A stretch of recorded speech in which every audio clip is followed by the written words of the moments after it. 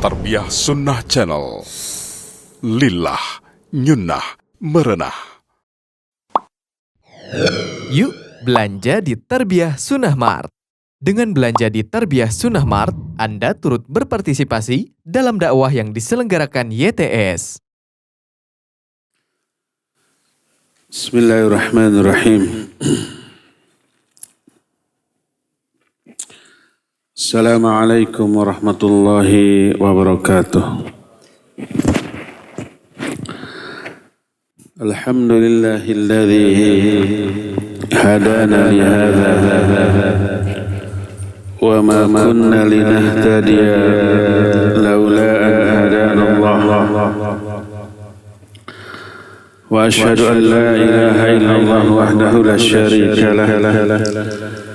وأشهد أن محمدًا عبده ورسوله يا أيها الذين آمنوا اتقوا الله حق تقاته ولا تموتن إلا وأنتم مسلمون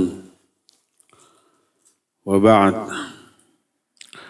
فإن أصدق الحديث كتاب الله وخير الهدي هدي محمد صلى الله عليه وآله وسلم وشر الأمور محدثاتها وكل محدثة بدعة وكل بدعة ضلالة وكل ضلالة في النار. أيها الإخوة أعزني الله وإياكم. Baik hadirin jamaah Masjid Mekar Cikarang, Bekasi, Jawa Barat, yang Allah muliakan. Alhamdulillah kita kembali berjumpa untuk melanjutkan kajian tentang amalan hati. Kita masih berbicara tentang al-khusyuk. Makna khusyuk di dalam Al-Quran bervariasi tergantung konteks kalimat dari ayat masing-masing. Dan Al-Quran menyebut lafaz khusyuk di banyak ayat dengan makna yang berbeda. Pertama, ada khusyuk dengan makna adzul. Adzul itu artinya merendah atau tunduk, seperti ayat Al-Quran yang terdapat di dalam surah Thaha ayat 108. Allah Azza wa Jalla berfirman, wa khasya'atil aswatu lirrahman fala tasma'u illa hamsa. Kata Allah, dan khusyuklah seluruh suara kepada Allah yang Maha Rahman. Maka kamu tidak mendengar suara apapun kecuali hanya bisikan. Khusyuk di sini maknanya merendah. Seluruh suara merendah di hadapan Allah. Yang terdengar hanyalah bisikan.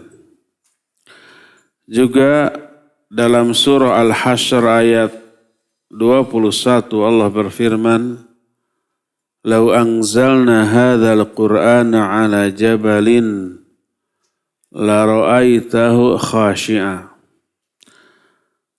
Seandainya kami turunkan Al-Quran ini ke atas sebuah gunung, niscaya engkau melihat gunung tersebut khashi'a. Gunung tersebut khusyuk. Mana khusyuk di sini adalah merendah. Dalam surah Al-Ghasyiyah ayat yang kedua Allah berfirman, wujuhu yawma idzin khasyiah. Wajah-wajah pada hari itu khasyiyah. Khasyiyah itu tertunduk. Tidak ada yang menengadah. Inilah makna khusyuk yang pertama di dalam Al-Quran, yaitu merendah atau tertunduk. Kedua, ada ayat yang menjelaskan khusyuk dengan makna sukunul jawarih, tenangnya anggota badan, mencakup tangan, kaki, termasuk penglihatan atau mata, wajah, semuanya tenang. Seperti Al-Quran surah Al-Mu'minun ayat yang kedua, ayat yang 1 dan ayat kedua, qad aflahal mu'minun alladzina hum fi salatihim khashi'un. Sungguh berbahagia orang-orang yang beriman, yaitu orang-orang yang khusyuk di dalam salatnya. Apa makna khusyuk di dalam salat dalam ayat ini? Berkata Al-Hasan rahimahullah, kana khusyu'uhum fi qulubihim faghaddu bidzalikal basar wa khafadu bihil janah.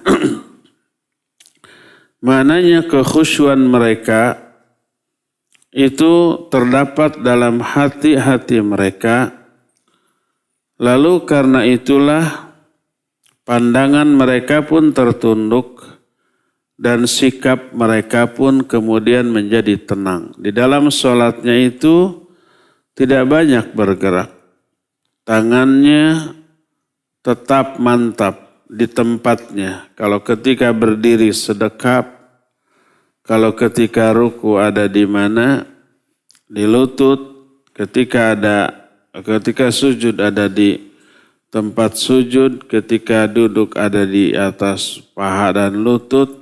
Tenang, tidak banyak bergerak dengan gerakan yang tidak perlu.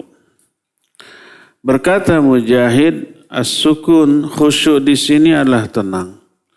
Orang yang khusyuk dalam sholatnya adalah orang yang seluruh anggota badannya tenang, tidak banyak bergerak, melakukan gerakan yang tidak perlu tanpa uzur.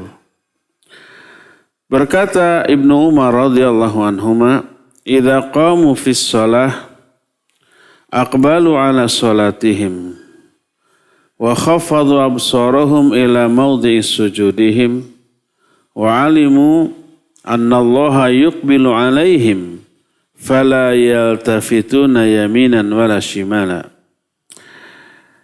Apabila orang mukmin itu salat, mereka fokus terhadap salatnya. Mereka menundukkan pandangan-pandangan mereka ke tempat sujud mereka. Karena mereka tahu saat itu Allah sedang menghadap kepada mereka. Maka mereka tidak menengokkan kepalanya baik ke kanan ataupun ke kiri. Jangankan kepala, matanya pun tidak jelalatan melihat, melirik ke sana dan ke sini, tapi fokus ke mana? Ke tempat sujud. Kadang ada kepalanya mantap menghadap ke bawah, tapi matanya kan mungkin jelalatan, mungkin. Matanya lirik kanan, lirik kiri, ada yang masuk masjid dilihat, langkahnya dilihat, dihitung 1, 2. Ada yang begitu? Ya mungkin ada. Nah orang yang khusyuk tidaklah demikian. Berkata Ibnu Abbas radhiyallahu anhuma ketika menafsirkan ayat ini, alladzina hum fi salatihim khashi'un, yakni khaifun sakinun. Orang mukminlah orang yang khusyuk dalam salatnya, maknanya selama salatnya mereka takut dan mereka tenang. Takut hatinya, takut tidak diterima. Takut keliru, takut salah, takut tidak sesuai dengan yang dikehendaki oleh Allah selama salatnya, dan seluruh anggota badannya tenang. Berkata Sa'id bin Jubair rahimahullahu ta'ala, makna khashi'un di dalam ayat ini adalah ayat al-mutawadhi'in. La ya'rifu man an yaminih wala man an shimalih wala yaltafitu min al-khushu'i lillahi azza wa jalla fahuwa sakinul jawarih munkasirul qalab la yarfa'u basarah. Makna khusyuk di dalam sholat adalah mereka tawadhu, rendah hati, merendahkan diri di hadapan Allah, merasa hina, sehingga fokus kepada yang diagungkan, sehingga tidak mengenal, tidak mengetahui siapa yang di kanan, siapa yang di kiri, karena tidak terperhatikan selain memperhatikan sholatnya. Siapa yang di kanan, siapa yang di kiri nggak peduli, tidak tahu, dan mereka tidak menoleh karena kekhusyuannya kepada Allah. Dia tenang seluruh anggota badannya, hatinya fokus dan sensitif, peka kepada apa yang dibaca di dalam sholat mereka, dan mereka tidak menengadahkan pandangannya ke atas selama sholatnya. Berkata Syekhul Islam Ibn Taimiyah rahimahullahu ta'ala, yang beliau ungkapkan dalam kitab Majmu'ul Fatawa pada juz yang ke-22 tentang masalah tafsir ayat ini. Kata beliau, salah satu di antara makna khusyuk adalah wa minhu khusyul basar wa khafduhu wa sukunuhu diddu taqlibihi fil jihad. Di antara makna khusyuk adalah khusyuknya pandangan dan rendah atau tunduknya pandangan serta tenangnya seluruh anggota badan. Tidak melirik atau menengok ke seluruh arah yang dia kehendaki. Enggak, tapi fokus ke satu titik. Seperti firman Allah Azza wa Jalla dalam Al-Quran, dalam surah Al-Qamar, mulai ayat yang ke-6 sampai ayat yang ke-8, Allah berfirman, fatawalla anhum yawma yad'ud da'i ila syai'in nukur khusya'an absaruhum yakhrujuna minal ajdathi ka'annahum jaradun muntashir muhti'ina ila da'i yaqulul kafiruna hadha yawmun asir.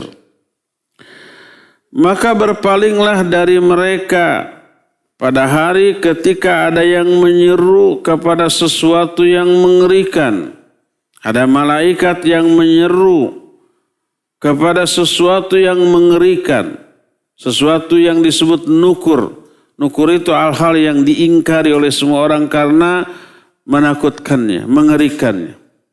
Khusya'an absaruhum. Pandangan mereka khusyuk. Mana khusyuk di sini adalah tertunduk. Yakhrujuna minal ajdathi ka'annahum jaradun muntashir. Mereka keluar dari kubur-kubur mereka seolah-olah mereka itu adalah belalang-belalang yang bertebaran. Keluar belalang dari sarang kemana-mana. Seperti itu mereka pada hari kiamat, muhti'ina ila da'i. Mereka bersegera menuju kepada suara yang menyeru. Berkatalah orang-orang kafir saat itu, hadza yaumun asir. Ini adalah hari yang sangat sulit. Hari yang sangat berat bagi mereka. Dalam surah Al-Ma'arij ayat 43 Allah berfirman, kata Allah subhanahu wa ta'ala, yawma yakhrujuna minal ajdathi sira'an ka'annahum ila nusubi yufidun khasyi'atan absaruhum tarhaquhum dhillah dhalikal yawmul ladzi kanu yu'adun. Pada hari itu mereka keluar dari kubur-kubur mereka dengan cepat. Seolah-olah seperti mereka itu ketika di dunia bersegera kepada berhala-berhala yang dulu mereka sembah. Dulu ya, orang-orang musyrik ketika mau datang ke berhala yang mereka sembah itu terburu-buru itu. Ingin segera, ingin cepat. Telengle, tetalangke, tehararese, tekaleken. Tidak lemot, tidak lambat, tidak menunda-nunda, segera. Karena takut kualat. Kalau terlambat nanti berhalanya itu akan menimpakan satu madarat kepada mereka. Makanya terburu-buru. Hebatnya akidah dan keyakinan mereka kepada berhala. Kaum muslimin kalah. Dalam beribadah kan leletnya, lemot, tidak bersegera. Para Allah menyuruh bersegera. Wasari'u ila maghfirati min rabbikum. Itu dalam surah Ali Imran. Dalam surah Al-Hadid, wasabiqu ila magfiratin min rabbikum. Bersegera, berlomba menuju ampunan Allah dan menuju surga. Ada perintah untuk bersegera. Wala tanya fi dzikri. Jangan kamu lemot, lambat, lalai dalam mengingatku. Ada larangan tidak boleh lalai, ada perintah harus bersegera. Itu menunjukkan wajib. Tapi kalah oleh orang-orang musyrik. Nanti kata Allah, kannahum ila nusubi yufidun. Cepatnya mereka keluar dari kubur mereka menuju sang dai, menuju suara yang menyeru, itu cepat seperti bergegasnya mereka orang musyrik menuju berhala mereka ketika mereka di dunia. Khasyiatan absaruhum. Pandangan-pandangan mereka khusyuk, mananya tertunduk. Tarhaquhum dhillah. Kehinaan meliputi mereka. Dzalikal yaumul ladzi kanu yu'adun. Itulah hari yang dahulu ketika di dunia sudah dijanjikan kepada mereka. Nah, di dalam kedua ayat tadi, surah Al-Qamar dan surah Al-Ma'arij, Allah Azza wa Jalla menjelaskan sifat jasad mereka yang bergerak cepat ketika keluar dari kuburan-kuburan mereka dalam keadaan pandangan mereka khusyuk. Khusyuk maknanya adalah tertunduk. Dan ini menunjukkan makna khusyuk itu, salah satu maknanya adalah tertunduk, merendah. Adapun ketika orang-orang mukmin mereka khusyuk di dalam salatnya, maka selain mata mereka tertunduk, hati mereka diliputi oleh ketakutan, juga seluruh anggota badan mereka itu amat sangat tenang. Ketika menafsirkan Al-Quran surah Al-Baqarah 45, Allah berfirman, wasta'inu bis-sabri was-salah wa innaha lakabiratun illa 'alal khasyin. Minta tolong kamu dengan sabar dan sholat, karena sungguh sholat itu sangat berat, kecuali bagi orang-orang yang khusyuk. Di antara makna khusyuk di sini, kata Syekhul Islam, khusyul aswat adalah rendahnya suara. Ketika sholat ada suara yang dikeluarkan ketika membaca zikir-zikir dalam sholat, tapi suaranya rendah, lirih, tidak keras. Dan ini termasuk salah satu di antara makna dari kekhusyuan di dalam sholat. Termasuk ketika menjelaskan Al-Baqarah 238, wa qumu lillahi qanitin, dan berdirilah kalian kepada Allah dalam keadaan kunut. Qanitin. Apa makna kunut di sini? Berkata Mujahid rahimahullahu ta'ala ketika menerangkan ayat ini, kata beliau, minal qunuti ar-ruku wal khusyu wa ghadul basar wa khafdul janah min rahbatillah. Kana al-ulama idha qama ahaduhum fis salah yahabur rahman azza wa jalla ayyashudda nadharahu ila syai' au ayyaltafita au yuqallibal hasa au yab'athu bi syai' au yuhadditha nafsahu bi syai' min sya'ni dunya illa nasiyan madama fi salati. Kata Mujahid, di antara makna kunut di dalam ayat ini adalah ruku dan khusyuk serta menundukkan pandangan ke tempat sujud serta merasa hina karena takutnya kepada Allah. Para ulama zaman dahulu apabila mereka itu berdiri dalam salat, saking takutnya mereka kepada Allah Azza wa Jalla, mereka menahan diri dari melirikan pandangan ke arah lain atau menoleh atau iseng dengan kerikil atau iseng dengan sesuatu. Kadang-kadang iseng dengan cara, kalau di Timur Tengah yang memakai apa ini teh, imamah sorban, iseng dengan sorbannya. Sorbannya nggak apa-apa, dibelitkan, buka lagi, tek ke belakang, ke belakang. Kadang-kadang ngitung uang. Iseng, tidak ada apa namanya, tidak ada kepentingan apa-apa. Para ulama zaman dahulu tidak demikian, bahkan ayuhadditsan nafsahu bisyai'. Bahkan berbisik sesuatu dalam hati tentang urusan dunia, min sya'ni dunia. Mereka tidak melakukan selama itu di dalam salat mereka.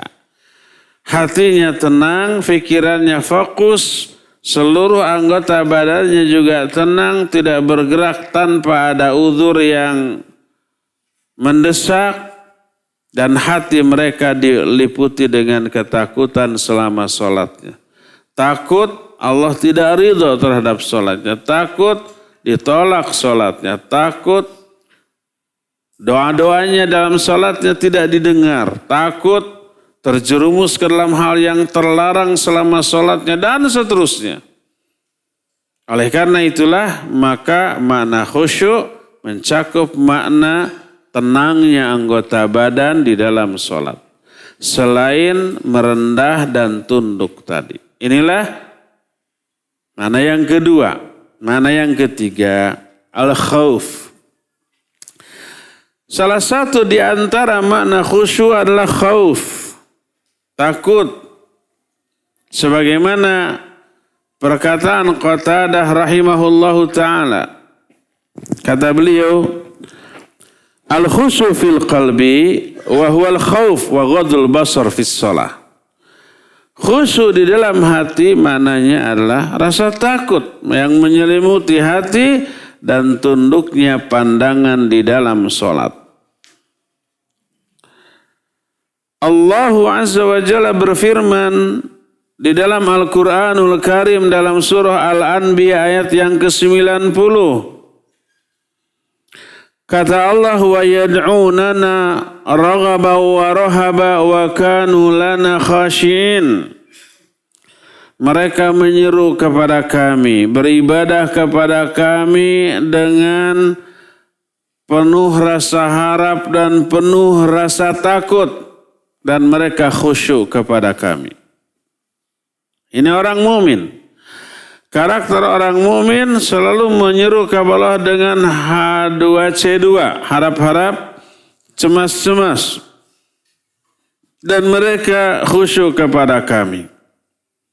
Apa kata Al-Hasan tentang makna khusyuk di sini? Wa huwal khaufud daimu fil qalb. Yaitu rasa takut yang terus-menerus ada di dalam hati. Dalam Asy-Syura ayat 45 Allah Azza wa Jalla berfirman wa tarahum yu'raduna 'alaiha khashi'ina minadh-dhul yanzuruna min tarfin khafiyyin. Surah Asy-Syura ayat 45. Engkau lihat mereka itu didatangkan kepada neraka dalam keadaan khusyuk karena merasa hina, mereka melihat kepada neraka dengan pandangan mata yang sangat lemah. Ini tentang orang-orang kafir ketika disodorkan kepada neraka khusyuk, tertunduk. Pandangan mereka sangat lemah menatap kepada neraka. Apa maknanya? Berkata Abdurrahman bin Zaid rahimahullah, al-khusyu al-khauf wal khasyatu lillah.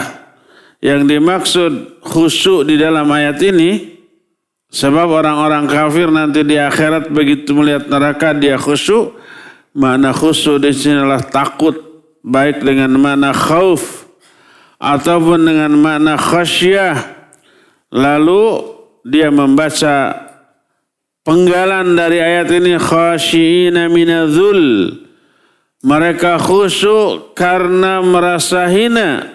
Maknanya qad adzallahumul khauf alladzi nazala bihim wa khasya'u lahu.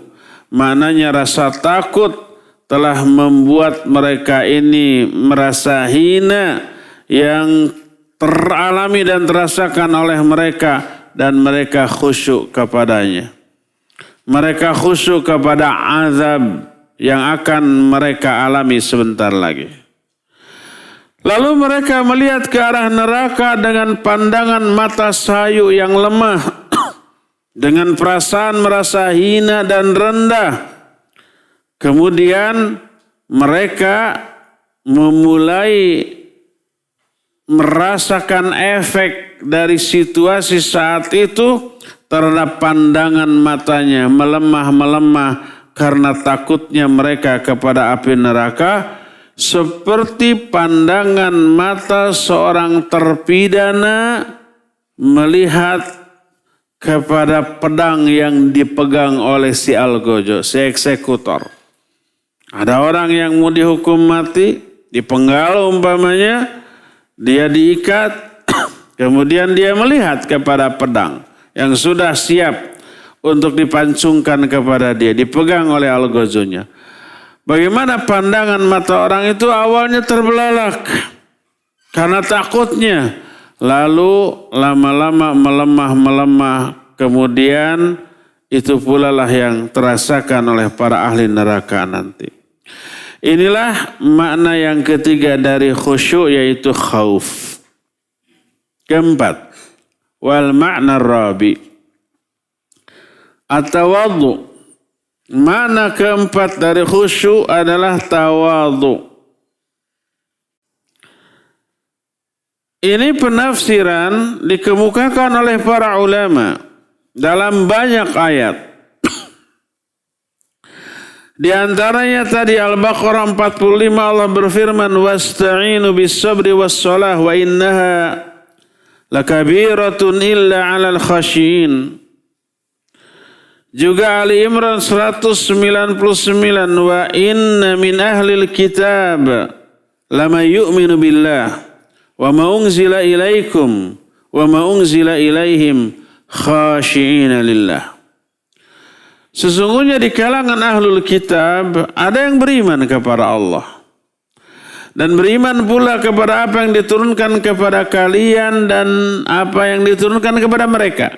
Beriman kepada Al-Quran, beriman kepada kitab-kitab yang diturunkan kepada mereka. Kalau dia Yahudi, kepada Taurat. Kalau dia Nasrani, kepada Injil. Beriman. Dan ketika mendengar Al-Quran, beriman kepada Al-Quran bahwa ini benar dari Allah.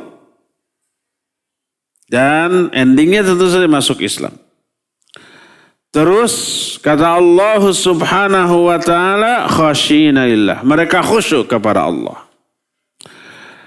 Bahkan diterangkan dalam surah Al-Isra ayat 109, wa yakhirruna lil adqan yabkuna wa yaziduhum khusyu'a. Mereka itu tersungkur sujud dan mereka menangis dalam sujudnya dan bertambahlah rasa khusyuk mereka. Ahlul kitab ini mendengar ayat tersungkur sujud menangis. Tadi sudah khusyuk, sekarang bertambah kekhusyuannya. Termasuk dalam surah Al-Ahzab 35 Allah menjanjikan 2 modal bahagia di akhirat kepada beberapa orang dengan beberapa karakter bagus. 2 modal bahagia di akhirat itu, pertama pahala yang besar, kedua maghfirah, ampunan yang juga besar. Ampunan menghapus apa? Dosa. Pahala sebaliknya dari dosa. Dosanya terhapus, pahalanya nambah. Allah berfirman, innal muslimina wal muslimat wal mu'minina wal mu'minat wal qanitina wal qanitat was sadiqina was sadiqat was sabirina was sabirat wal khashi'ina wal khashiat. Sesungguhnya orang-orang muslim laki-laki dan perempuan, mukmin laki-laki dan perempuan, orang yang qanit laki dan perempuan. Qanit itu kata kerjanya kunut, atau perbuatannya disebut kunut, orangnya qanit. Mana kunut adalah dawamut ta'at, selalu taat. Orang yang selalu taat, laki dan perempuan. Orang yang jujur, laki ataupun perempuan. Orang yang sabar, laki ataupun perempuan. Wal khashi'ina wal khasyiat. Dan orang-orang yang khusyuk, baik laki-laki ataupun perempuan. Adallahu lahum maghfirata wa ajran azima. Allah janjikan kepada mereka ampunan dan pahala yang besar. Ampunannya besar, menghapus sebanyak mungkin dosa, dan juga pahala diberikan dalam jumlah yang amat sangat besar. Dan ketika menjelaskan salah satu sifat sahabat yang terdapat dalam Al-Fat ayat 29, simahum fi wujuhihim min atharis sujud, tanda-tanda mereka, tanda-tanda para sahabat nampak pada muka dari bekas sujud mereka. Berkata Mujahid, al-khusyu' wa tawadhu. Makna bekas sujud itu bukan tanda hitam di kening. Bekas sujud itu adalah khusyuk dan tawadhu. Dan makna khusyuk yang dijelaskan dalam ayat-ayat tadi adalah tawadhu, rendah hati, rendah diri. Ini efek dari ibadah, efek dari keyakinan, efek dari keimanan, efek dari akidah, tawadhu. Makanya kalau ada orang yang takabur, merasa diri tinggi, merasa diri umpamanya agung dan besar, orang lain harus menghargainya, itu bertolak belakang dengan ketawadhuan. Ini efek ketidakkhusyuan. Inilah mana yang keberapa? Keempat. Dari makna khusyuk itu tawadhu. Mana yang kelima? Ayyubsu wal jumud. Kering dan jumud. Itu mana khusyuk. Jumud itu apa ya? Jumud itu sudah jadi bahasa Indonesianya jumudnya. Sudah jadi bahasa Indonesia, jadi tidak perlu diterjemahkan. Itu kan bahasa Indonesia. Allah berfirman dalam surah Fussilat 39, wa min ayatihi annaka taral arda khashian. Di antara tanda-tanda kebesaran Allah adalah engkau melihat bumi ini khusyuk. Tanah ini khusyuk loh. Makna tanah khusyuk adalah hamidatan yabisatan la nabata fiha. Kering, gersang, tidak ada tumbuhan di dalamnya. Di atasnya. Itu makna khusyuk. Kering, gersang, Dan ini termasuk salah satu di antara makna khusyuk. Dan banyak lagi ayat-ayat lain yang semakna dengan itu. Sehingga khusyuk di dalam Al-Quran berkisar pada 5 makna yang tadi diterangkan. Ada dengan makna merendah atau tunduk. Kedua ada dengan makna tenangnya anggota badannya. Ketiga ada dengan makna takut. Keempat tawadhu. Dan yang kelima tadi kering dan gersang. Selain ayat, kekhusyuan juga diterangkan di dalam banyak hadis yang sahih. Di antara hadis-hadis yang menerangkan tentang kekhusyuan adalah pertama, hadis dari Utsman bin Affan radhiyallahu an. Dia berkata, sami'tu Rasulullah sallallahu alaihi wa alihi wasallam yaqul ma min imrin muslimin tahduru salatun maktubah fayusinu wudu'aha wa khusyu'aha wa ruku'aha illa kanat kaffaratan lima qablaha minadh dhunub ma lam yu'ti kabiratan wa dhalika ad-dahra kullah. Tidak ada seorang pun yang muslim ketika datang waktu sholat yang fardu kemudian dia membaguskan wudunya, membaguskan kekhusyuannya di dalam sholat, membaguskan rukunya, kecuali hal itu akan menjadi kifarat, penebus atau penghapus dosa-dosa sebelumnya selama dia tidak melakukan dosa besar dan itu sepanjang waktu. Hadis ini sahih diriwayatkan oleh Imam Muslim dalam kitab Sahih Muslim. Ini hadis pertama. Salah satu di antara yang terterangkan dalam hadis ini membaguskan khusyuknya. Kedua, dari Abu Hurairah radhiyallahu anhu. Dia berkata, aku mendengar Rasulullah sallallahu alaihi wasallam bersabda, "Matsalul mujahidi fi sabilillah, wallahu a'lamu bima yujahidu fi sabilihi." Kamathalis sha'imil qa'imil khashi'ir raqis sajid. Perumpamaan seorang yang berjihad di jalan Allah. Dan Allah yang lebih tahu siapa yang berjihad di jalannya. Tidak semua orang yang berperang membela agama Allah itu disebut di jalan Allah. Tergantung apa salah satunya? Niat.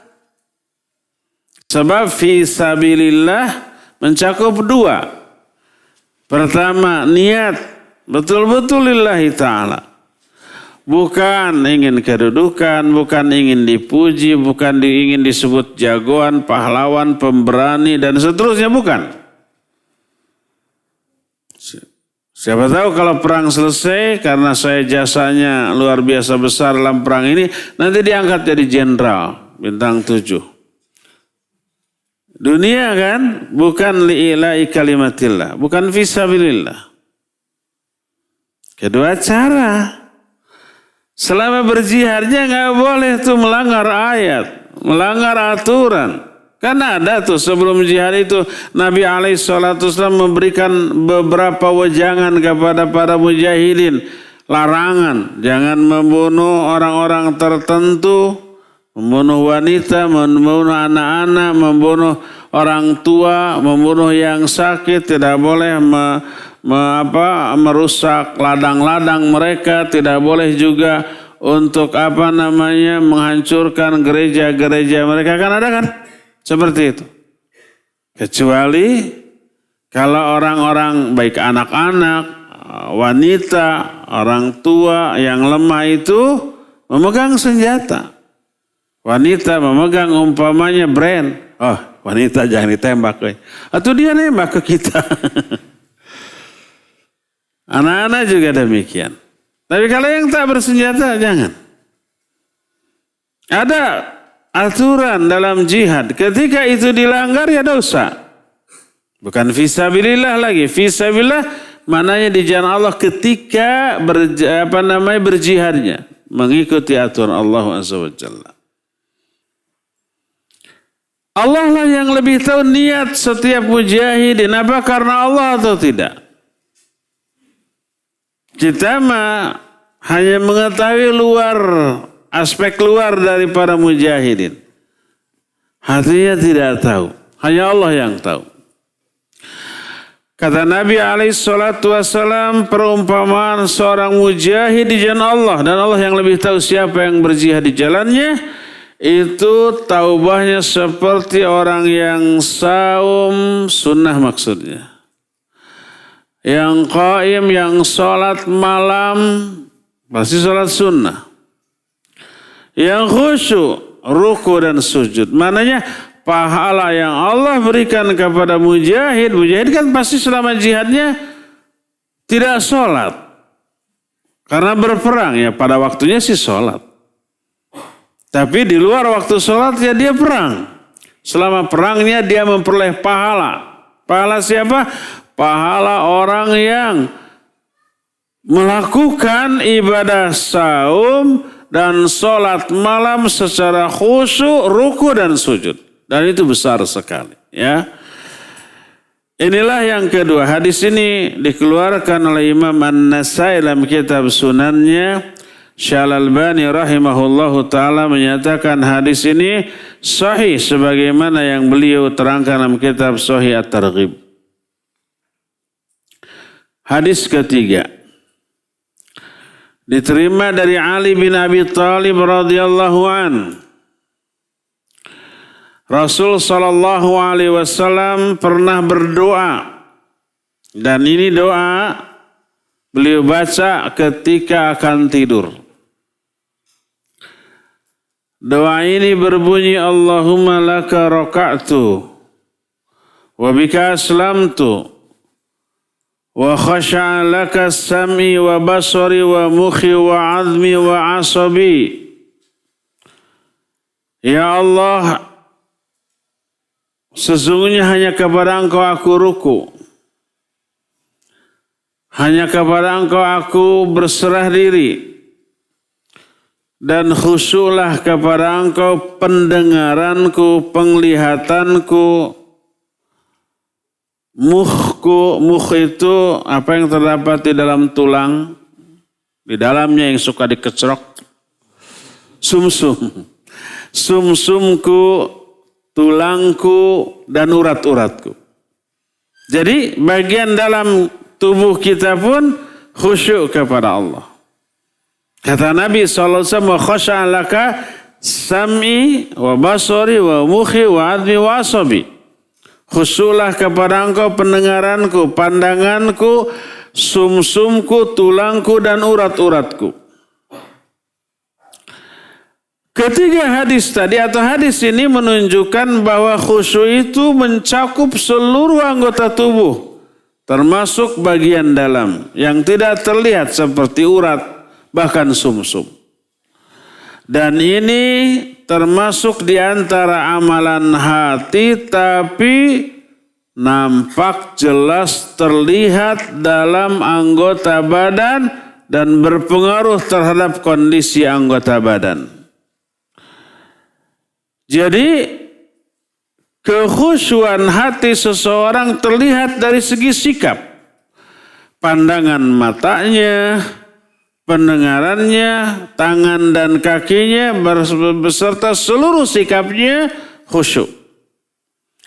Dan bahkan bagian dalam dari organ tubuhnya yang tidak terlihat. Dan inilah yang oleh dunia kedokteran dikatakan bahwa kondisi hati berpengaruh kepada kondisi badan, termasuk penyakit tubuh muncul karena buruknya kondisi hati. Hati yang banyak resah, gelisah, ketidakpastian, stres, ada bisa menimbulkan efek kepada penyakit lahir? Iya. Dan sebaliknya, orang yang secara lahiriah ada penyakit, itu bisa disembuhkan oleh ketenangan hati.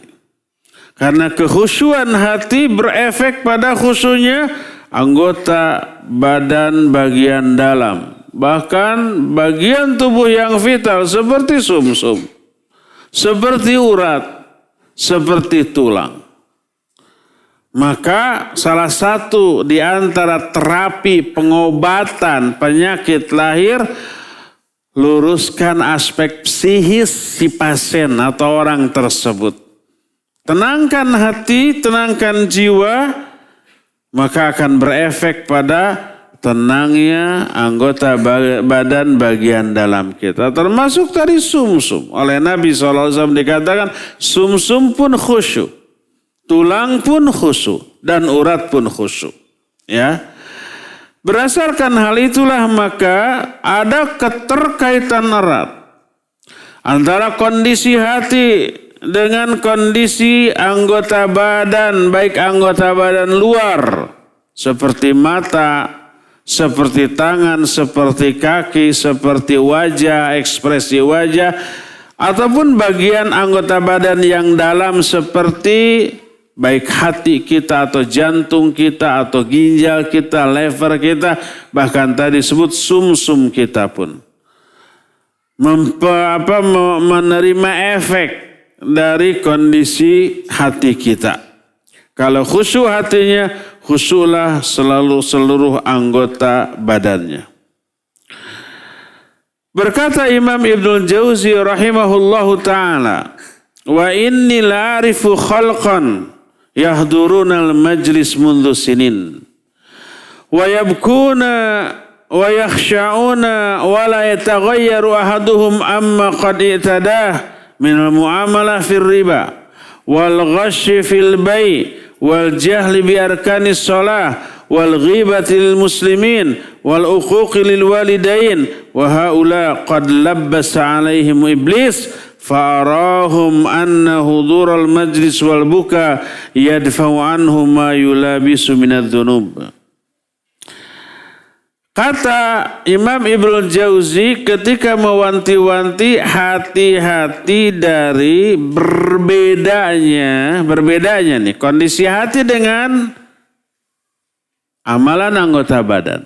Itu yang disebut dengan khusyuknya orang-orang munafik. Yaitu orang yang hanya khusyuk anggota badan tapi tidak khusyuk hatinya. Kata beliau, aku mengetahui beberapa orang. Mereka selalu hadir di majlis-majlis selama tahunan. Mereka menangis dalam majlis. Anggota badannya khusyuk. Tapi mereka itu tidak berubah terhadap kebiasaan buruk yang mereka lakukan di luar majlis. Berupa muamalah dengan riba, menipu ketika berjual beli, bodoh tentang rukun-rukun salat, menggibahi sesama kaum muslimin, menyakiti hati kedua orang tua. Di dalam majlis mereka khusyuk, mereka menangis, mereka curahkan air mata, mereka merintih, meminta ampunan, mengakui dosa di hadapan banyak manusia. Tapi di luar majlis keburukan karakternya tidak berubah.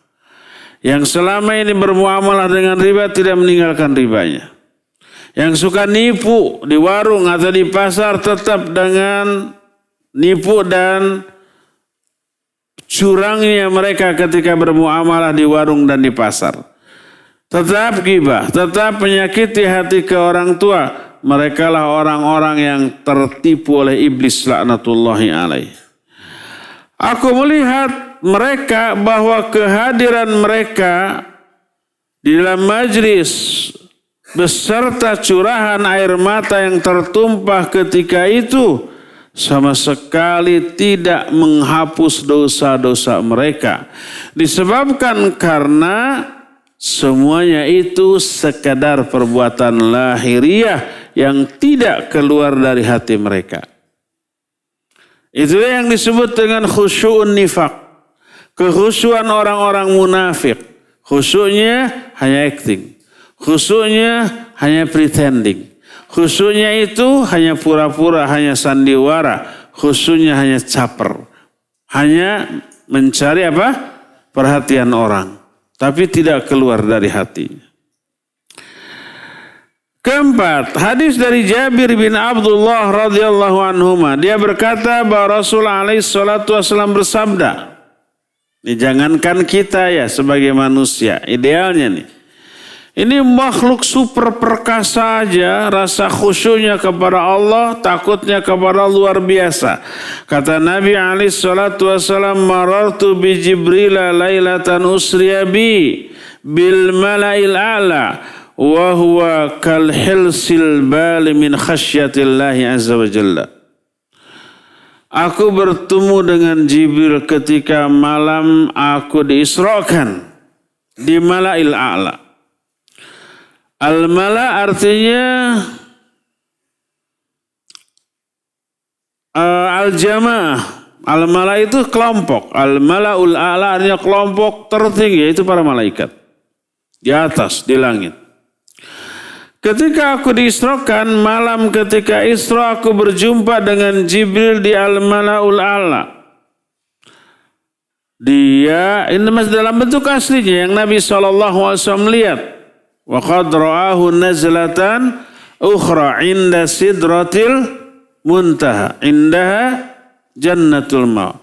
Nabi SAW telah melihat malaikat Jibril dalam bentuk asli. Di mana? Di sidratul muntaha. Di sampingnya ada surga ma'wa. Aku melihat, aku berjumpa dengan Jibril dalam bentuk yang asli. Bagaimana sikapnya di hadapan Allah? Wa huwa kal hilsil bali min khasyatillah. Dia ini seperti kain basah yang kata orang Sunda mah namru, ngalumbuk, apa ya bahasa Indonesianya? Yang namru. Yang ngalumbuk karena takutnya kepada Allah. Khusyuknya dia kepada Allah Azza wa Jalla. Ya. Hadis tersebut dikeluarkan oleh Imam At-Tabrani dalam kitab Al-Awsat. Dan disahihkan oleh Imam As-Suyuti dan dihasan oleh Syekh Al-Albani dalam kitab Silsilah Hadis As-Sahihah. Hadis terakhir, hadis yang kelima. Ayat 5, hadis juga 5. Biar imbang. Hadis ini terima dari Hisham bin Ishaq bin Abdullah bin Kinanah dari bapaknya. Dia berkata, arsalani amirun minal umara ila ibni Abbas as'aluhu anis shalah fil istisqa. Aku diutus oleh salah seorang amir untuk menemui Ibnu Abbas radhiyallahu anhuma. Kinanah ini seorang tabi'in, tidak berjumpa dengan Nabi SAW. Dia diutus oleh salah satu amir, amirnya juga tabi'in. Diutus menemui Ibnu Abbas radhiyallahu anhu. Kalau Ibnu Abbas siapa? Sahabat. Untuk bertanya kepada Ibnu Abbas tentang sholat istisqa. Di kita jarang ya istisqa ya, karena hujan terus. Kecuali kalau kemarau. Tapi kalau di Saudi ada perintah dari raja istisqa di waktu-waktu tertentu. Kemarin ada sholat istisqa di Masjid Nabawi. Di Masjid Al-Haram juga. Pagi-pagi sekitar jam 7-an gitulah. Setelah matahari terbit. Ada sholat istisqa. Nah ini bertanya kepada Ibnu Abbas tentang sholat istisqa. Apa kata Ibnu Abbas radhiyallahu anhuma? Ma manahu ayas'alani, apa yang menghalangi dia si Amir dari bertanya kepadaku? Kenapa ngutus orang enggak bertanya langsung? Lalu Ibnu Abbas berkata, kharaja Rasulullah sallallahu alaihi wasallam mutawadi'an, mutabadzilan, mutakhasyian, mutarassilan, mutadarrian. Fasalla rak'atain kama yusalli fil 'id wa lam yakhtub khutbatakum hadhihi. Kata Ibnu Abbas, keluarlah suatu hari Rasul sallallahu alaihi wasallam dalam keadaan tawadhu, dalam keadaan khusyuk, dalam keadaan kalem, tenang. dalam keadaan merendahkan dirinya, rendah hati. Lalu beliau sholat 2 rakaat seperti sholat Id. Apa bedanya sholat Id dengan sholat subuh? Kan sama-sama 2 rakaat. Takbirnya di rakaat pertama berapa? 7 kali, di rakaat yang kedua 5 kali. Seperti sholat Id. Tapi beliau tidak berkhutbah seperti khutbah kalian sekarang ini. Khutbahnya panjang, kalian terlalu panjang. Nabi SAW dahulu tidak sepanjang ini.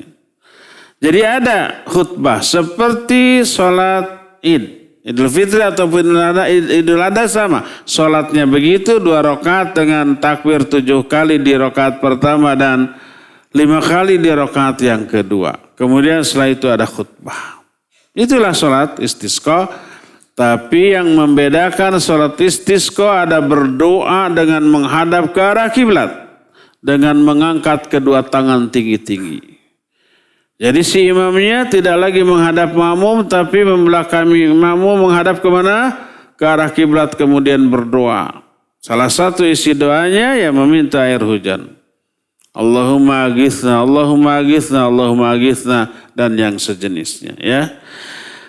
Hadis ini di antara yang memuat kata-kata khusyuk. Nabi SAW keluar dari rumahnya dalam keadaan khusyuk. Hadis ini dikeluarkan oleh Imam At-Tirmidzi, An-Nasai, Ibnu Majah, dan disahihkan oleh Imam At-Tirmidzi dan Al-Hakim mensahihkan dalam kitab Al-Mustadrak. Imam An-Nawawi menyatakan hadis sahih dalam kitab Al-Majmu' Syarah Al-Muhadzab. Syekh Al-Albani juga mensahihkan hadis ini dalam kitab Irwaul Ghalil. Inilah 5 ayat dan 5 khusyuk menjelaskan tentang 5 makna kekhusyuan ya. Ya, cukup sampai di sini kajian kita di pagi hari ini.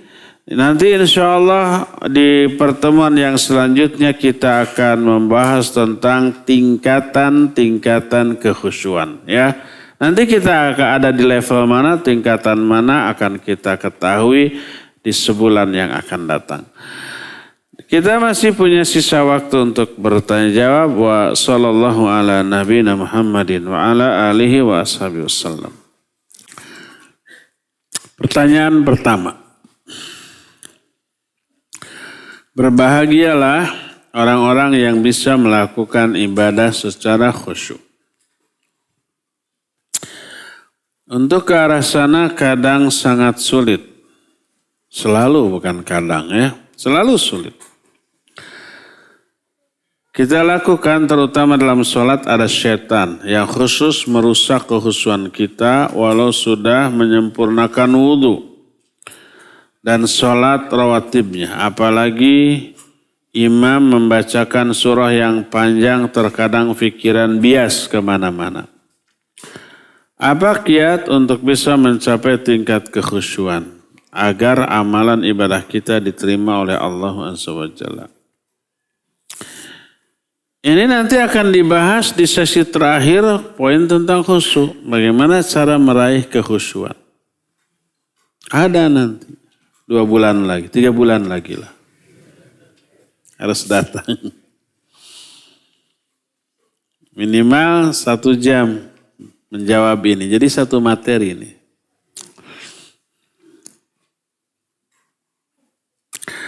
Mohon penjelasan tentang batasan isya dan subuh. Maksudnya waktunya gitu. Waktunya kalau ada uzur seperti hujan sejak maghrib. Pada maghrib dijama dengan isya boleh. Walaupun waktu isya belum tiba. Karena hujan umpamanya. Dan boleh langsung witir pada maghrib. Walaupun isya belum datang. Kalau mau witir. Karena Nabi SAW mengaitkan witir setelah sholat isya. Bukan pada waktu masuknya waktu isya. Asal sholat isya sudah dilakukan. Walaupun di waktu maghrib karena ada uzur. Dijama boleh setelah isya langsung witir. Adapun masa akhirnya tengah malam. Bukan subuh. Sehingga tidak boleh menjama isya dengan tahajud. Agar bisa bangun malam untuk tahajud, ba'da maghrib tidur. Isyanya nanti. Sebab kalau kita belum isya pasti bangun malam ya. Jam 2 bangun isya dulu lalu tahajud. Nggak boleh, itu sudah habis waktu. Selain melanggar amanah dari Nabi, wasiat dari Nabi SAW, agar apa? Tidak tidur sebelum isya dan tidak bercakap-cakap setelah isya. Ini malah tidur pada maghrib. Bangun jam 2. Salat isya terasa khusyuk, iya, disupport oleh setan untuk khusyuk. Agar terbiasa dia begitu. Padahal dia melakukan salat di luar waktunya dan itu tidak sah. Salah satu di antara syarat sahnya salat adalah sudah masuk waktu atau dilakukan di waktu salat tersebut. Kalau di luar waktu tersebut tanpa uzur maka tidak sah. Kecuali kalau tertidur ya, tidak sengaja. Tapi sengaja tidur, merencanakan sholat isya jam 2 dijama dengan tahajud, maka tidak boleh. Jadi waktu akhir sholat isya adalah jam tengah malam, bukan jam. Pokoknya tengah malam. Ya. Adapun sholat subuh, waktunya dimulai dari terbitnya fajar shadiq sampai terbitnya matahari. Bagaimana hukumnya jika seorang menunda sholat isya sampai lewat tengah malam? Nah ini dengan sengaja, ini haram, tidak boleh, dosa dia. Ya. Waktu terbaik untuk sholat isya adalah diakhirkan. Kalau tengah malam jam 12 ya jam 11. Kita sholat isya itu yang terbaik. Asal berjamaah, tidak sendirian. Karena mengakhirkan waktu sholat isya hukumnya sunnah. Tapi berjamaah bagi laki-laki hukumnya wajib. Kecuali kalau imam berdasarkan kesepakatan seluruh jamaah. Imam yuk kita sholat isya jam 11. Oh bagus. Sholat berjamaah isya jam 11 malam. Boleh. Tapi kalau umpamanya imam menetapkan enggak. Tetap kita di awal waktu saja. Ya karena terlalu berat. Banyak di antara jamaah yang tidak mampu, terlebih besoknya kerja, besoknya ada yang kuliah, bisa mengganggu dan seterusnya, udah di awal waktu. Maka kita pilih, kita kejar berjamaahnya. Bukan mengejar waktu utama sholat isya yaitu di akhir waktu. Sekitar jam 11 bukan ya. Bagaimana hukumnya menunda sholat subuh sampai terbit fajar? Iya memang. Kalau umpamanya belum terbit fajar, belum waktunya sholat subuh. Kalau umpamanya sekarang jam 4 lewat berapa? Lewat 15 gitu, lewat sholat subuh. Berapa? 4 lewat 20. Kita sholat subuh jam 4. Nggak sah. Karena belum waktunya. Salah satu di antara syarat sahnya sholatlah sudah masuk waktu. Fajar belum terbit ya. Nah begitu fajar terbit, masuk waktu sholat subuh, muadzin azan.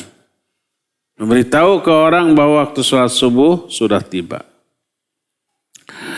Bagaimana hukumnya menunda sholat subuh sampai terbit fajar, padahal orang tersebut bangunnya tidak kesiangan. Iya memang harus menunggu terbit fajar atau mungkin terbit matahari maksudnya merenya. Saat bangun dan dengar azan subuh bukannya langsung bergegas sholat tapi malah mengerjakan pekerjaan lain terlebih dahulu seperti beres-beres rumah, nyuci piring, pakaian. Bagaimana hukumnya? Kayak ini laporan dari suami istrinya kayak gitu. Maksudnya menjelang terbitnya matahari gitu, maka tidak boleh. Tidak boleh mengakhirkan sholat subuh dari waktunya. Ya, begitu azan sudah berkumandang, tinggalkan dulu nyupir, nyuci piring, nyepel, beres-beres, wudhu dulu, sholat dulu. Untuk wanita, ya, kalau laki-laki ke masjid. Nanti beres sholat, baru semua urusan dunia dikerjakan. Hak Allah Azza wa Jalla harus didahulukan. daripada hak sesama manusia, ya. Walaupun umpamanya suami menyuruh, kamu jangan sholat dulu, nanti aja sudah beres semua, baru kamu boleh sholat. Maksudnya sholat fardu. Maka jangan digubris. Karena itu adalah kemaksiatan kepada Khalik. La ta'ata li makhluqin fi maksiatil Khalik. Tidak boleh taat kepada makhluk dalam bermaksiat kepada Khalik.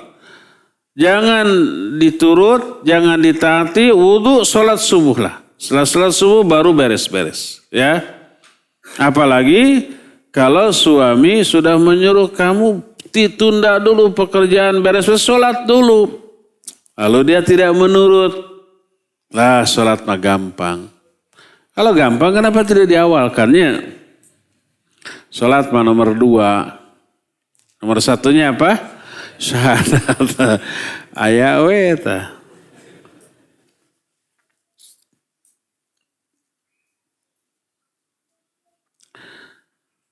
Ketika berdoa, apakah kita boleh mengangkat dua tangan atau tidak boleh? Hukum asal berdoa dianjurkan mengangkat kedua tangan. Karena mengangkat kedua tangan termasuk salah satu faktor penunjang dikabulkannya doa.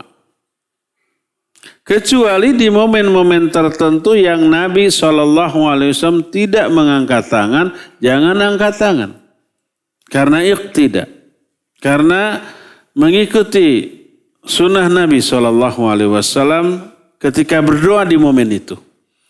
Seperti umpamanya ketika berdoa pada waktu Jumatan, di khutbah kedua di bagian akhir ada doa.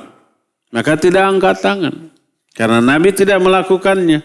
Bahkan yang melakukannya didoakan keburukan oleh seorang sahabat. Seorang sahabat suatu saat sholat Jumat. Nabi dan para sahabat yang lain sudah banyak yang meninggal. Nabi sudah tidak ada. Yang khutbah saat itu penguasa dari kalangan tabi'in. Ketika khutbah kedua dia berdoa mengangkat tangan. Sahabat itu melihat lalu mendoakan qabbahallahul hataini yadain. Semoga Allah memburukan kedua tangan itu. Karena Rasul SAW tidak pernah mengangkat kedua tangan ketika berdoa dalam khutbah. Itu menjadi dalil bahwa Nabi SAW tidak mengangkat tangan ketika berdoa dalam khutbah. Maka kita pun tidak angkat tangan. Termasuk berdoa seusai sholat fardu. Berdoa seusai sholat fardu sangat dianjurkan. Kata Imam Ibnu Qayyim rahimahullahu ta'ala, berdoa seusai sholat fardu termasuk saat mustajab untuk berdoa. Saat yang dikabulkan. Ya, berdoalah. Tapi tidak diriwayatkan bahwa Nabi dan para sahabat mengangkat kedua tangan. Maka tidak di sana, ya. Adapun di momen-momen lain yang Nabi SAW mengangkat tangan, ya kita angkat tangan. Seperti salat istisqa. Seperti pada waktu umrah dan haji. Seperti ketika sa'i di Safa, sebelum sa'i menghadap kiblat dulu, melakukan zikir Allahu Akbar, Allahu Akbar, Allahu Akbar, la ilaha illallah wahdahu la syarikalah sampai akhir, lalu angkat tangan. Silakan berdoa. Lalu turunkan lagi zikir lagi yang tadi Allahu Akbar, Allahu Akbar, Allahu Akbar dan seterusnya. Lalu berdoa lagi, angkat tangan. 3 zikir mengapit 2 doa. Setelah itu berangkat ke Marwah. Di Marwah gitu lagi, angkat tangan. Contohnya dari Nabi SAW ya angkat tangan. Demikian juga ketika setelah jumrah di hari ke-11, 12, 13. Jumrah ula, angkat tangan. Jumrah wusta, angkat tangan. Kecuali tanggal 10 setelah jumrah Aqabah tidak ada angkat tangan. Tanggal 10 jumrahnya Aqabah saja, tidak ula dan wusta. Ula wusta dilewat Aqabah. Di sana tidak ada angkat tangan, maka karena Nabi SAW tidak angkat tangan, kita juga tidak angkat tangan. Adapun momen yang dianjurkan berdoa secara mutlak kapan saja atau di momen apa saja yang tidak diterangkan apakah angkat tangan atau tidak, maka lebih utama angkat tangan.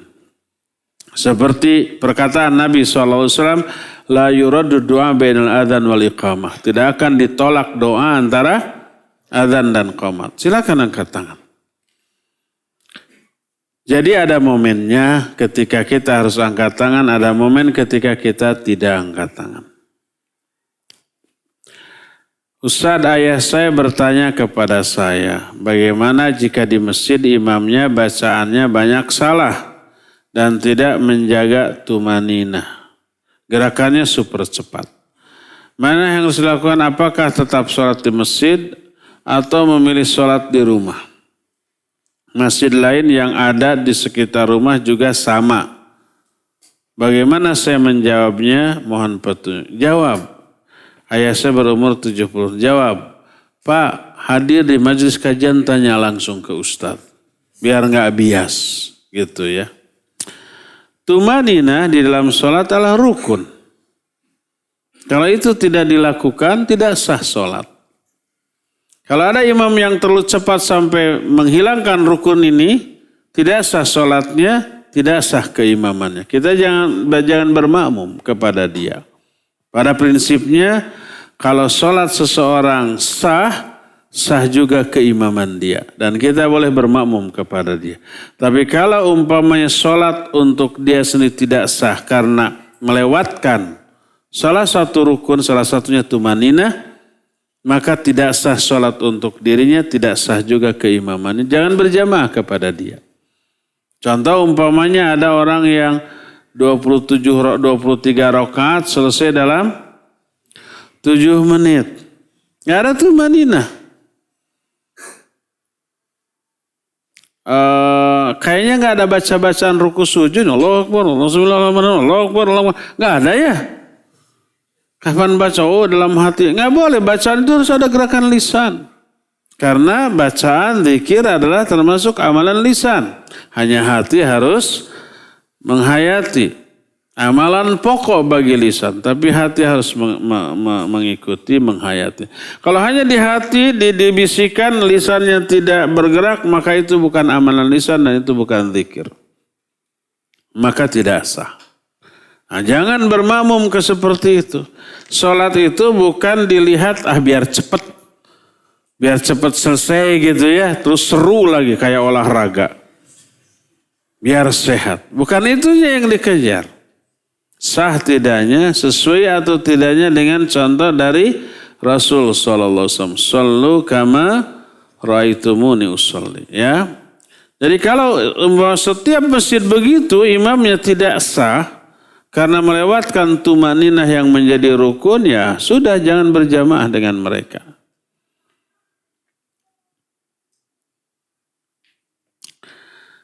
Saya masih menabung di bank konvensional. Karena tidak bisa dihindari, misal sistem gajian yang harus ditransfer dengan alasan keamanan. Saya juga masih menyimpan uang di bank. Bank juga menawarkan hadiah tertentu untuk menyimpan uang dalam jangka waktu tertentu. Apakah saya boleh menerima hadiahnya? Boleh, tapi jangan dimakan, kasih, sodakohkan ke orang. Atau diuangkan, kalau hadiahnya berupa uang ya sudah, nggak perlu diuangkan. Kalau berupa barang, diuangkan terus salurkan ke MCK umum, ngaspal jalan, nembok jalan-jalan yang ganggang, yang becek, kayak gitulah. Ya, jangan dimakan. Karena itu masuk riba. Ya. Kalau kita karena sistem tidak bisa menghindari, harus memiliki rekening di bank konvensional yang apabila tidak, kita tidak akan bisa menerima gaji dan seterusnya. Nggak bisa cash sekarang, ya semuanya transfer. Maka boleh, tapi ada tapinya. Pertama, tidak meridhoi itu, karena keterpaksaan. Kedua, jangan ambil bunganya. Boleh kita ngambil, tapi jangan dimakan. Ambil, terus salurkan ke saluran tadi. Ya, kalau tidak diambil apa? Bunga berbunga lagi kan, numpuk lagi. Saya akan ambil. Ternyata tiba-tiba sudah 1 triliun bunganya. Karena yang tersimpan akan berbunga lagi ya. Ambil saja, salurkan. Ya, jangan dimakan.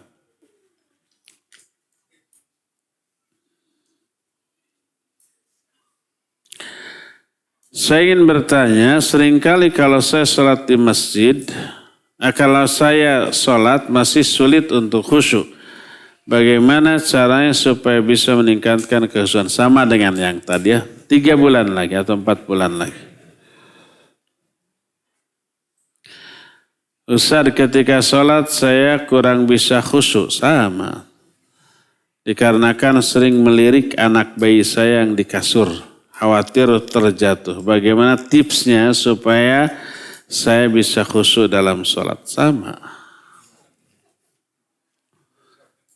Melirik karena ada keperluan boleh. Bahkan bukan hanya bergerak. Kalau kita umpamanya sholat, khawat ya, di kamar, bayinya di kasur, terus dia ngalangsut. Ngalangsut itu apa? Merangkak ke pinggir. Kalau dibiarkan, jatuh. Boleh kita bergerak, ya, tanpa membelakangi kiblat, tanpa bicara. Kita pindahkan lagi ke tengah, sholat lagi. Jangan iseng dulu, batal.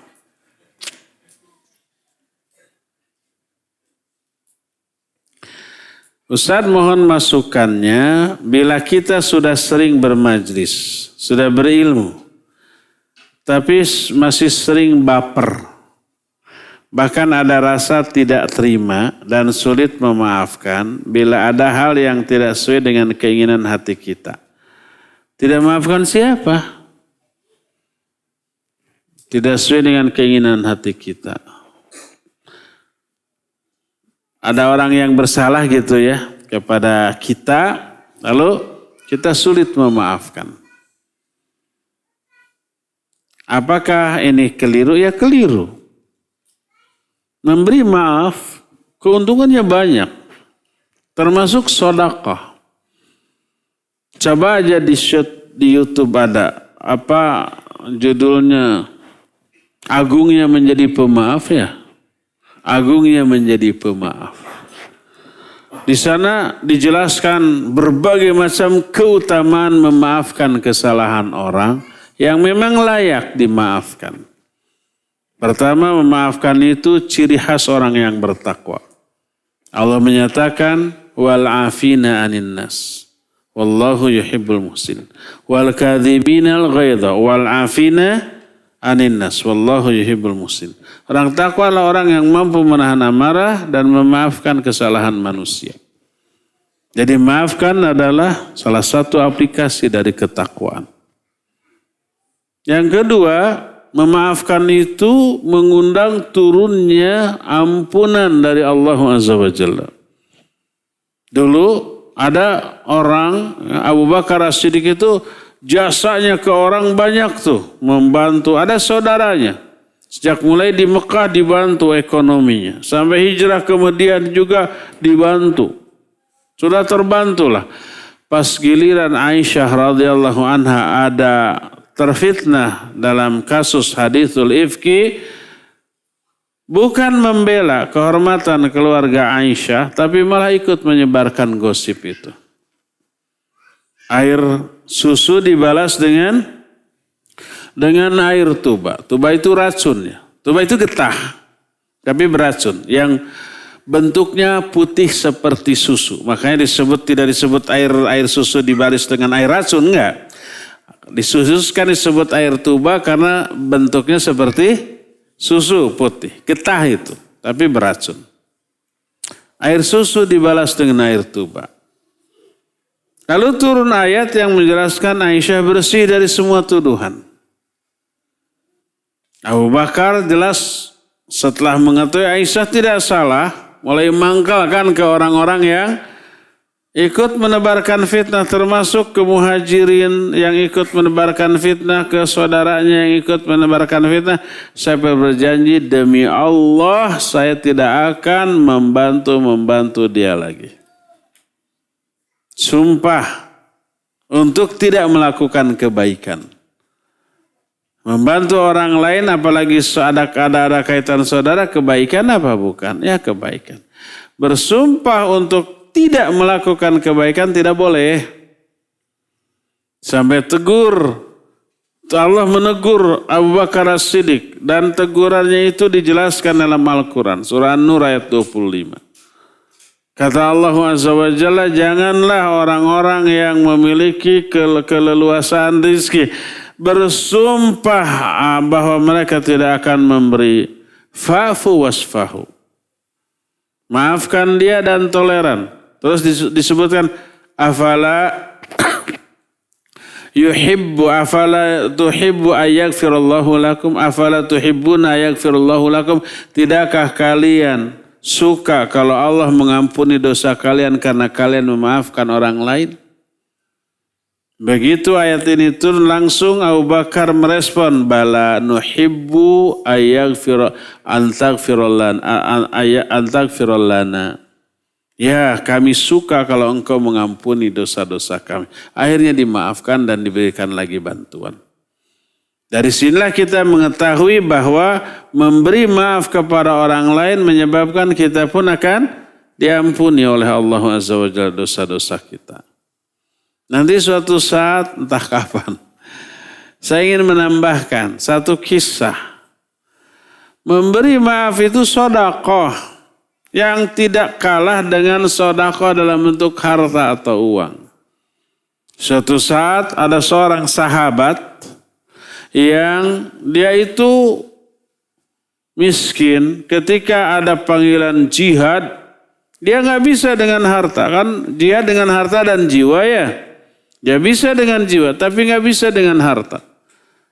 Dia hanya bisa dengan tenaga. Maka setiap ada panggilan jihad, dia langsung datang kepada Rasul sallallahu alaihi wasallam, ya Rasulullah, mana barang-barangmu sini saya bawakan. Ini infak saya, sedekah saya dengan tenaga dibawakan. Suatu saat ada panggilan jihad. Datang, ya Rasulullah, mana barangmu? Kata Rasul sallallahu alaihi wasallam, tidak ada, saya nggak bawa barang, nggak punya, kecuali pedang. Masa pedangnya dibawain juga? Perangnya pakai apa? Sahabat ini sedih. Tidak bisa berinfak dengan harta, dengan tenaga. Hanya dengan jiwa untuk jihad langsung, iya. Jadi orang itu sedih karena tidak bisa infak. Sekarang zaman kita sedih karena nggak dapat infak. Suatu saat selesai sholat pada waktu malam menjelang pertempuran, dia sholat tahajud dan menangis, menyesali kenapa dia tidak bisa melakukan infak dengan tenaga. Selesai sholat subuh, Rasul SAW bertanya, ada enggak di antara kalian yang tadi malam bersedekah, berinfak? Kalau ada, angkat tangan. Tidak ada yang menjawab. Infak ke siapa?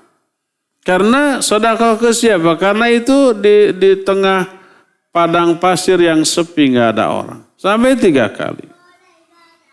Setelah 3 kali, orang tadi berkata, saya ya Rasulullah. Kemudian dia menceritakan, saya selalu membawakan barangmu, tapi sekali ini engkau tidak membawa barang, saya sedih. Maka tadi malam saya berdoa, ya Allah, siapa saja orang yang pernah berbuat salah, berbuat zalim, berbuat dosa kepada saya maafkan semua mereka ya Allah, dan saya anggap maaf saya sebagai sedekah saya untuk mereka. Apa kata Nabi SAW? Fa'abshir fa innallaha qad taqabbala sadaqataka. Berbahagia engkau karena Allah telah menerima sedekahmu. Sedekahnya dengan apa? Dengan memberi maaf. Memberi maaf itu sedekah. Tapi ini jangan dijadikan dalil untuk pelit. Ayah kenceng lewat, kamu kok gak pernah sedekah? Iya, sama tiap saat sedekah. Memaafkan kesalahan antum. Pelit itu, ya. Jadi memaafkan berupa sedekah itu kalau tidak memiliki harta yang disedekah. Kalau punya ya dengan harta ongkoh, ya dengan memberi maaf juga ongkoh. Tahu ongkoh ya? Bukan ongkos. Ongkoh-ongkoh itu tidak ada terjemahannya. Juga as well. Juga.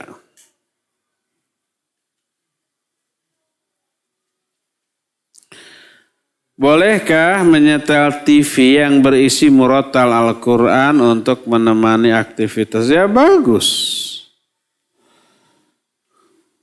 Karena saya sering di sendirian di rumah. Ditinggal suami bekerja. Boleh. Dengan harapan sering mendengarnya, lama-lama saya hafal surat tersebut. Ya bagus. Bukan boleh, bagus.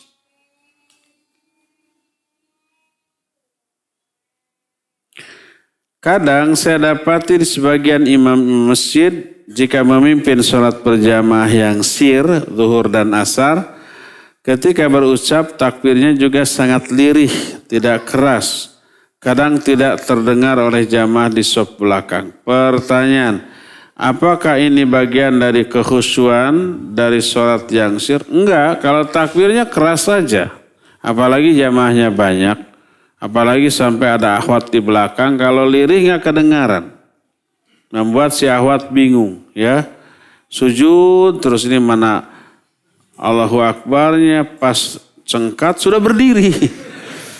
Padahal ini baru sujud pertama. Yang keras kalau takbirnya ya.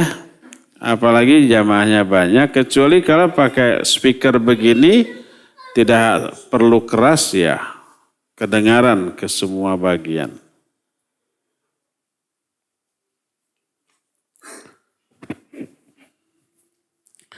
Saya baru belajar agama pada saat kematian komandan Syiah tewas di Irak. Saya lihat di media bahwasanya komandan Hamas malah hadir di acara pemakaman jenderal Syiah tersebut. Bahkan sampai ikut menyalatkannya. Saya cek kebenaran berita, ternyata memang sumbernya terpercaya. Pertanyaan, apakah boleh seorang muslim menyalatkan jenazah orang Syiah? Enggak boleh. Karena mereka sendiri mengaku bukan Islam. Nabinya beda, Al-Qur'annya beda, ya hadisnya beda, ya udah itu beda agama. Apalagi yang mereka sembah juga bukan Allah. Kalau dapat musibah, kalau kita takbir Allahu Akbar, mereka mah ya Ali. Lihat nggak ada video di pesawat ketika ada turbulensi apa yang goncangan itu ya, orang-orang kaum muslimin takbir Allahu Akbar, begitu lepas, alhamdulillah Allah telah menyelamatkan mereka. Orang-orang Syiah begitu berguncang, ya Ali, ya Husain, ya Ali, ya Husain, bukan kepada Allah. Begitu tenang lagi selamat, ya bukan alhamdulillah, tapi Husain lah, Ali lah yang telah menyelamatkan kami. Bayangkan, itu adalah ibadah. Sudah beda agama ya. Walaupun aksesoris yang mereka pakai adalah aksesoris Islam. Mereka sholat, mereka saum dengan tata cara sholat, doa sholat dan saum yang berbeda. Yang berbeda tidak sama dengan kita ya. Tapi hakikatnya bukanlah Islam. Maka tidak boleh disolatkan. Kenapa Hamas bekerja sama dengan Iran? Nggak tahu. Saya bukan anggotanya.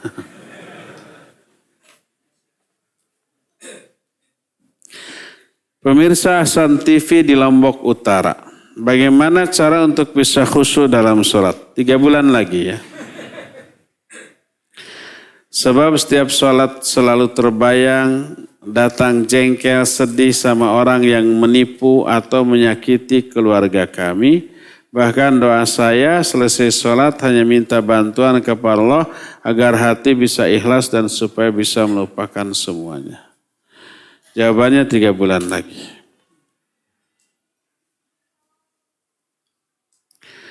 Ada sebagian yang ketika sudah sujud lalu mengucapkan takbir dan mengangkat tangan seperti takbir pertama. Contoh, apakah ada contoh? Oke.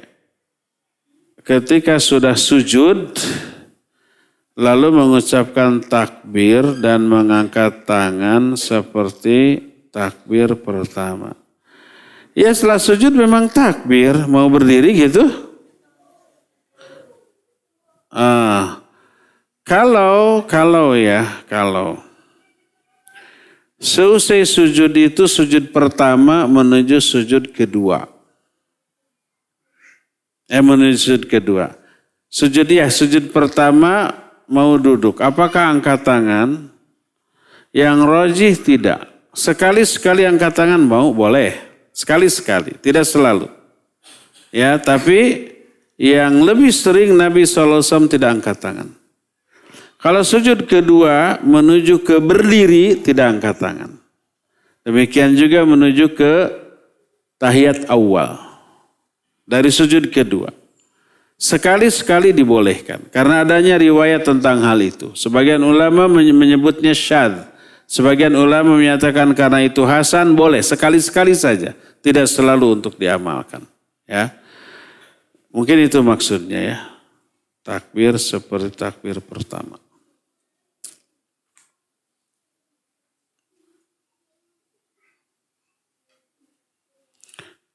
Kiat husu rata-rata.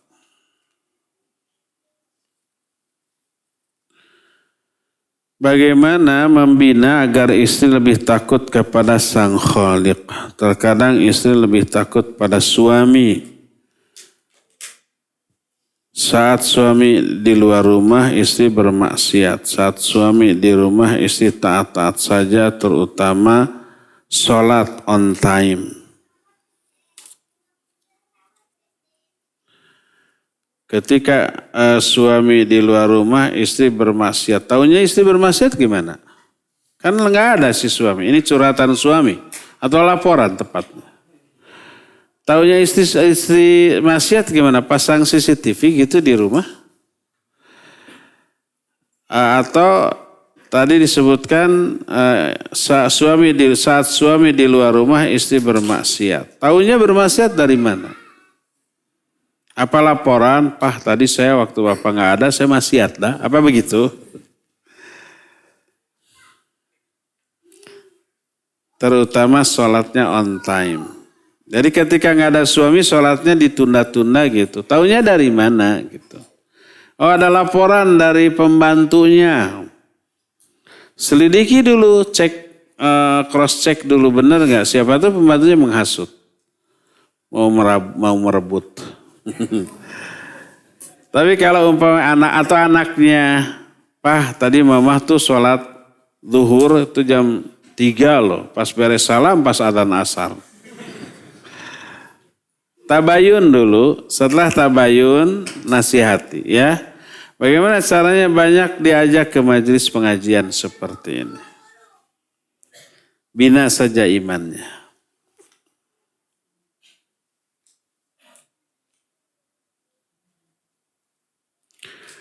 Apakah saat zikir pagi dan petang juga angkat tangan?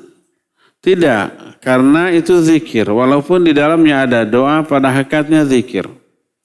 Jadi ketika berzikir tidak angkat tangan. Boleh nggak baca zikir tersebut sambil melakukan aktivitas dan untuk wanita auratnya terbuka? Boleh, nggak masalah. Untuk berdoa, untuk berzikir tidak diharuskan menutup aurat, punya wudhu, menghadap kiblat, enggak. Itu hanya untuk sholat ya. Jamaah maju, udah maju ke depan. Udah. Terakhir ya.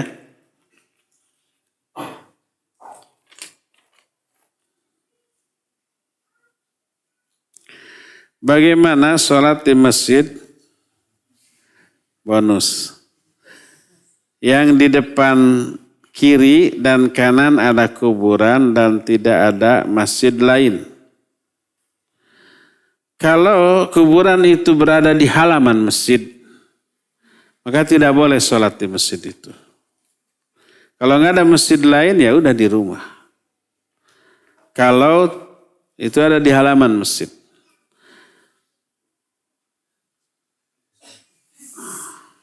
Kalau ada pemisah antara halaman masjid, pekarangan masjid dengan areal pekuburan. Beda, tidak satu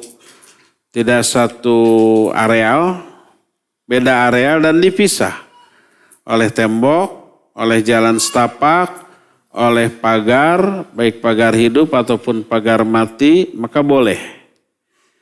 Karena jelas terpisah antara areal halaman masjid dengan areal pekuburan. Maka boleh sholat di masjid walaupun umpamanya tidak ada bangunan antara masjid tersebut dengan kuburan tersebut. Tidak ada bangunan. Tapi jelas areal kuburan ini, areal masjid ini dan ada pemisah. Pemisahnya mungkin jalan setapak, apalagi jalan mobil.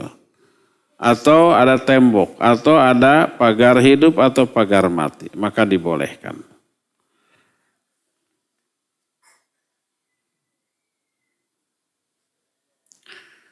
Bila sholat saya diganggu dengan penampakan salib di pikiran pada saat sholat.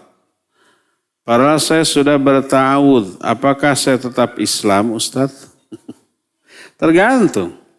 Kalau dalam pikiran itu tergambar salib terlalu diniatkan menyembah salib itu ya murtad. Kalau diniatkan menyembah salib itu. Tapi kalau itu hanya pikiran selintas dari setan lalu langsung kita palingkan lagi pikiran kita fokus kepada bacaan lagi ya nggak apa-apa. Tidak murtad dan tidak membatalkan sholat. Saya takut keluar dari Islam. Bagaimana caranya agar salib tidak muncul lagi di pikiran saya? Jangan dimunculkan. Apakah Allah mengampuni saya? Mohon jawaban. Kenapa harus selalu muncul salib ketika sholat? Mungkin terbayang terus gitu atau gimana ya? Pokoknya jangan pikirkan. Begitu muncul di dalam sholat, pikiran, gambaran, hayalan salib itu langsung fokus lagi ke bacaan. Ya, langsung kita fokus dulu lagi ke bacaan yang kita baca dalam sholat. Ini benar-benar terakhir.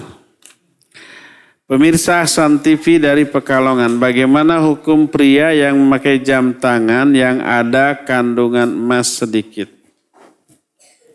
Tidak boleh. Baik emasnya itu emas murni ataupun emasnya itu sekedar sepuhan dari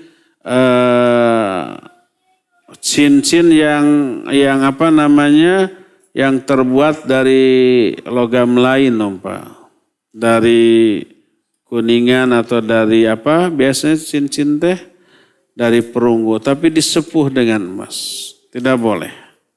Termasuk jam tangan, sebagian dari bagian jam tangan itu ada emasnya umpamanya, maka tidak boleh. Walaupun hanya sebagian kecil, maka tidak boleh. Ya. Sudah, jual saja dan belikan yang tidak ada emasnya. Ya, sampai di sini saja ya. Insya Allah kita akan melanjutkan di sebulan yang akan datang. Subhanakallahum bihamdika asyhadu an la ilaha illa anta astaghfiruka wa atubu ilaik. Walhamdulillahi rabbil alamin. Wassalamualaikum warahmatullahi wabarakatuh.